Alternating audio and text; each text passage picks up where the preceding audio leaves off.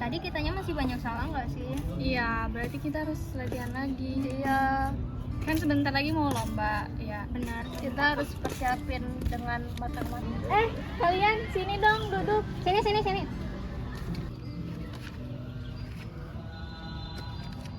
Kalian mau gabung sama kita gak? Sebentar lagi kita ada lomba tari loh. Gabung nari?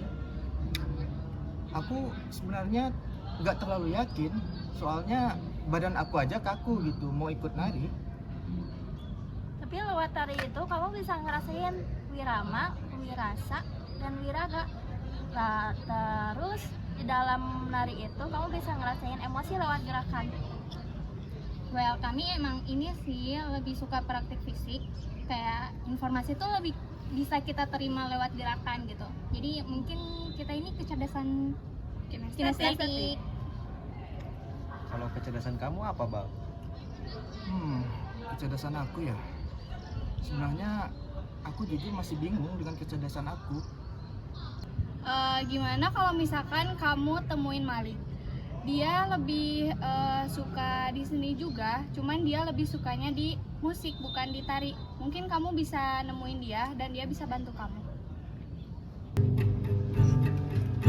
Alasan masih bersama bukan karena lama, tapi rasanya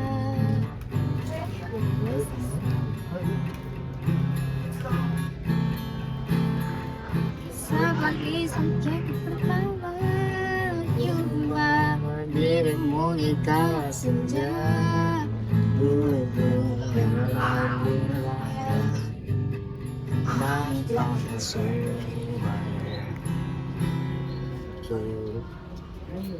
Hai Malik. Nip. Malik. Iya, Gimana sih cara kamu tahu kalau bakat kamu itu di musik?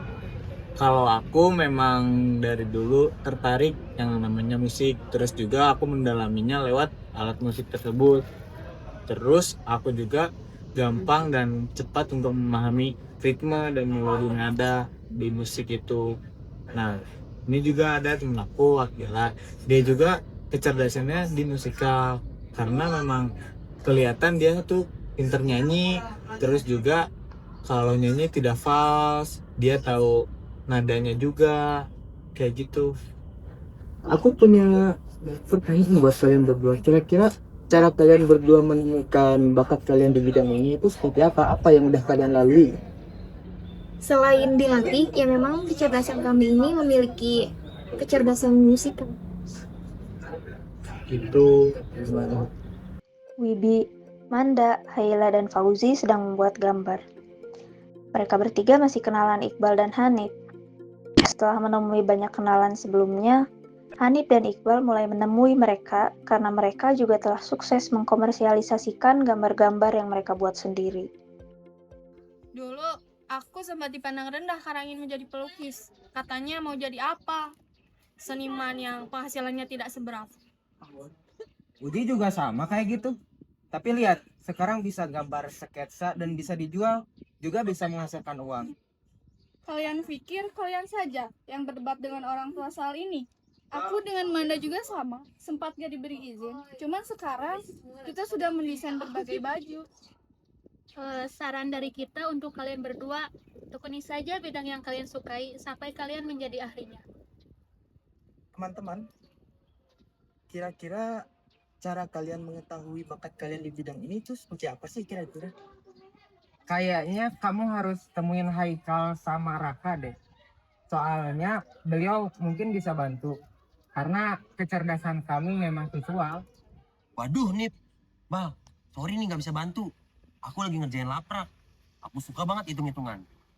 Memang beda ya kesukaan orang-orang pintar. Sukanya matematika, fisika.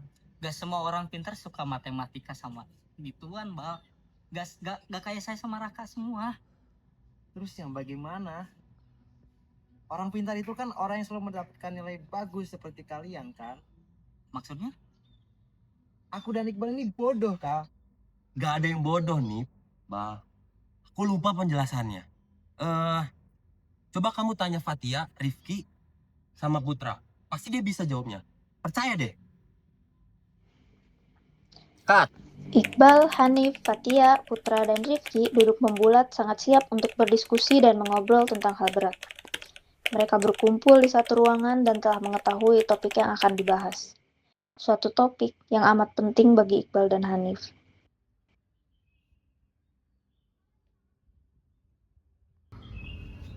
Jadi apa permasalahan kalian? Pasti permasalahan klasik kan? Klasik katamu? Kami aja belum menemukan masalah kami disebut klasik. Kami tahu, Put, kami itu bodoh. Tapi kami juga usaha. Bukan seperti itu yang dimaksud seperti Putra, Bal. Sebelumnya, kamu harus tahu, kami punya kecerdasan eksistensial. Sementara Risa, kecerdasan linguistik verbal. Kami sangat mengetahui mengapa kami hidup. Tujuan kami hidup ini untuk apa. Dan masalah yang kalian alami, banyak juga dialami orang lain.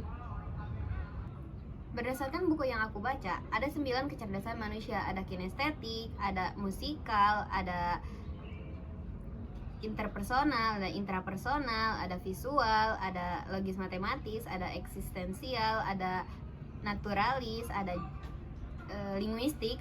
Nah, dari 9 kecerdasan itu tuh ada memiliki cara belajar juga kemampuan yang berbeda-beda. Mungkin orang sering mencap bahwa orang pintar atau cerdas itu hanya karena dia pintar dalam akademik atau matematika. Sedangkan kita ini memiliki kecerdasan masing-masing. Kita gak bisa, Bal, Nip, untuk mengukur kecerdasan ikan dengan caranya memanjat. Atau mengukur kecerdasan monyet dengan caranya berenang. Maka dari itu, coba kalian ikut tes potensial dulu aja. Supaya kalian tahu kecerdasan dari kalian masing-masing seperti apa. Kita ini sering diseragamkan, padahal kita ini beragam. Untuk membuat konten motivasi tentang pengembangan diri kita gitu ya, kita harus tahu dulu gitu tentang diri kita. Tujuan kita untuk apa, yang sedang kita rasakan apa, sehingga kita bisa menganalisis kebutuhan kita gitu. Jelas ya, Bang? Bentar. Cara kita tahunya gimana? Nah, cara kita tahunya, nah di sini saya lewat menulis jurnal. Nah, bisa dilihat ini. Oke. Tuh gitu. Nah, saya sedang menulis jurnal. Terus juga ada meditasi ya. Aku ada pertanyaan, Ham. Kira-kira kecerdasan kamu sekarang apa? Nah, kecerdasan saya intrapersonal. Halo guys. Udah lama ya kita nggak ketemu. Alhamdulillah kabar kami baik. Oh iya, Salwa, kerjaan kamu sekarang gimana? Nah, kebetulan dua temen aku ini adalah public relation loh. Keren kan? Dulu kami anak komunikasi, makanya kami sangat pandai di ilmu komunikasi. Gimana cara kalian tahu passion kalian? Dulu kami memiliki kemampuan memahami, berinteraksi, dan menjalin hubungan dengan efektif dengan orang lain. Kami juga cerdas dalam bersosialisasi dan memahami emosi orang lain. Apalagi dalam bernegosiasi, kami jagonya, makanya kami tekuni. Halo Ari, apa kabar? Halo Anip, kabar aku baik. Kalian gimana berdua kabarnya? Alhamdulillah kami juga baik. Ari lagi ngapain nih di sini? Kebetulan aku lagi cari ini nih, tadi hilang iguana ternakan aku, agak kabur ke sini baru ketemu lagi. Kebetulan nih aku juga bareng dua teman aku nih, mereka berdua suka muncak, suka alam. Halo, aku Stiani. Halo, aku Najwa. BTW kalian habis pulang muncak dari mana? Kita dari Ciremai. Oh, dari Ciremai. Nah, pasti kalian mau tahu kan kenapa kami suka di bidang alam gitu. Betul gak? Benar. Betul. Nah, kebetulan buat saya pribadi ya, saya dari awal juga emang udah tinggalnya emang dekat alam, jadi emang udah suka flora dan fauna dari sejak kecil gitu. Dan khususnya aku ini lagi mendalami hobi saya di ternak iguana. Oh iya Ari, berbicara tentang iguana, ya, aku punya sedikit pertanyaan. Kira-kira peluang dan tantangan yang Ari hadapi selama berternak iguana itu seperti apa? Sebetulnya cukup banyak ya, karena iguana ini kebetulan bukan hewan lokal Indonesia, ini hewan impor. Nah, tapi udah banyak yang ternak gitu. Nah, tapi kalau di kita mah pasti teman-teman kenalnya ini tuh yang kayak gini tuh bunglon pohon gitu kan, mirip kan? Tapi beda dari cara makan, dari jenis makanannya, dari cara hidupnya itu sebetulnya beda. Nah, untuk iguana karena mereka perlu suhu panas dan kebetulan kita di Bandung, jadi sebetulnya agak susah ya, harus sering dijemur, harus suhu kalau di ruangan harus dikasih lampu. Terus kalau emang biayanya ya buat kandang sebetulnya yang susah tuh harus agak besar supaya dia bebas dan tidak stres kayak gitu. Nah, untuk tantangan untuk peluangnya sebetulnya kenapa saya ngambil di ternak iguana, karena di Bandung sendiri itu jarang gitu, tapi banyak peminatnya, tapi peternaknya jarang, sehingga saya putusin untuk mulai beternak ini segede gini anakan ya, kalau untuk indukannya lebih besar gitu. Karena selain daripada pakannya yang murah, untuk selain kandang dan juga suhu, selainnya tidak ribet kayak gitu, makanya saya suka ternak iguana kayak gitu. Cukup?